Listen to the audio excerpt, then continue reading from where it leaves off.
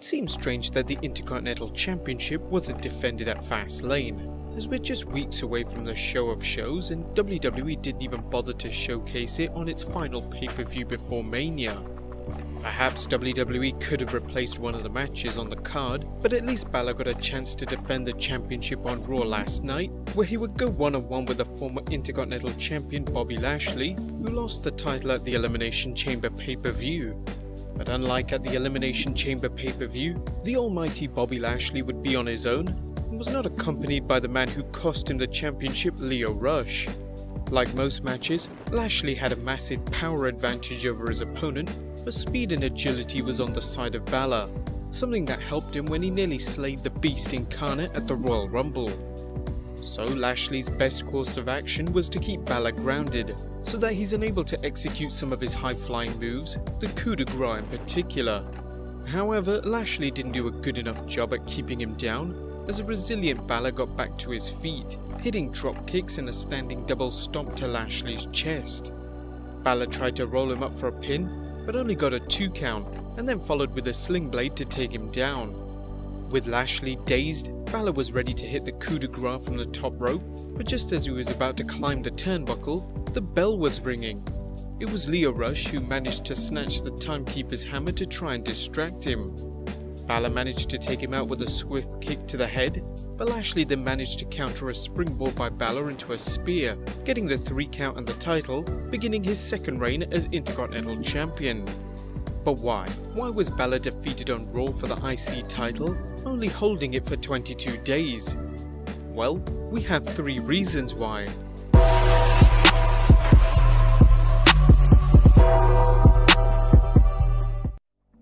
Number 1. Moving away from the faction. When Raw General Manager Kurt Angle was forced to take a vacation last year, acting General Manager Baron Corbin rose to power, wreaking havoc on the Red Brand. It made sense that with all that power he would round up some of the Red Brand's biggest heels for backup, as they would also benefit in return. But after poor ratings, the faction looked to have been done and dusted when Corbin lost at the TLC pay-per-view.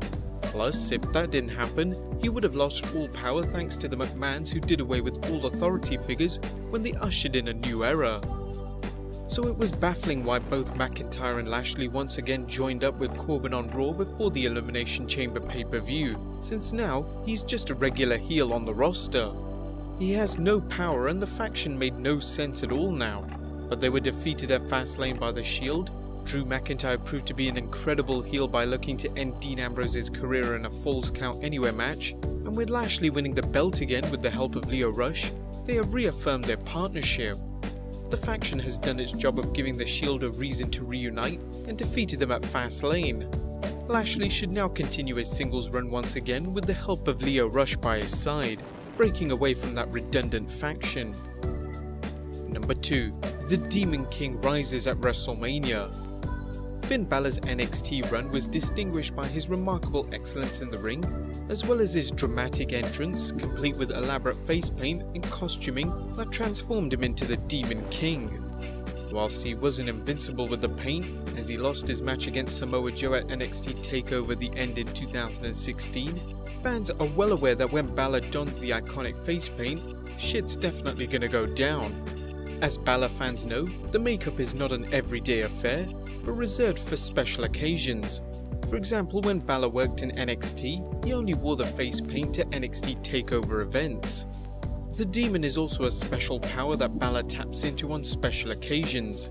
Balor commented, "The Demon character is something I draw on occasion.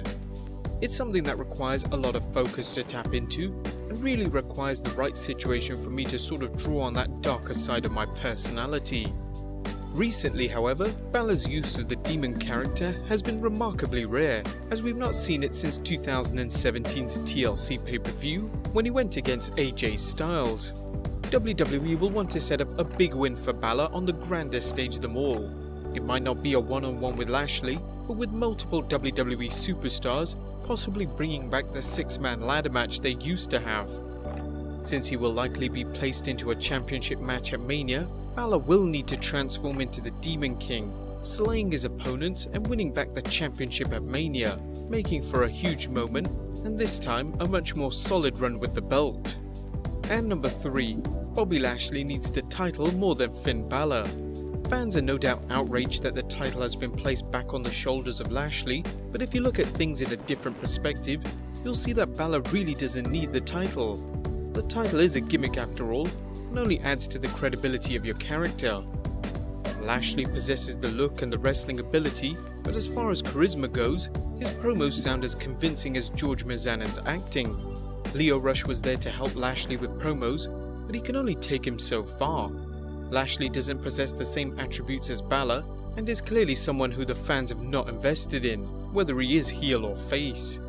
Lashley needs the belt to continue to elevate his character, whereas with Balor, the belt does nothing to help the development of his character. What do you guys think of Lashley winning back the Intercontinental Championship? Let us know in the comments down below, subscribe if you haven't already, and I'll see you next time with some more wrestling content.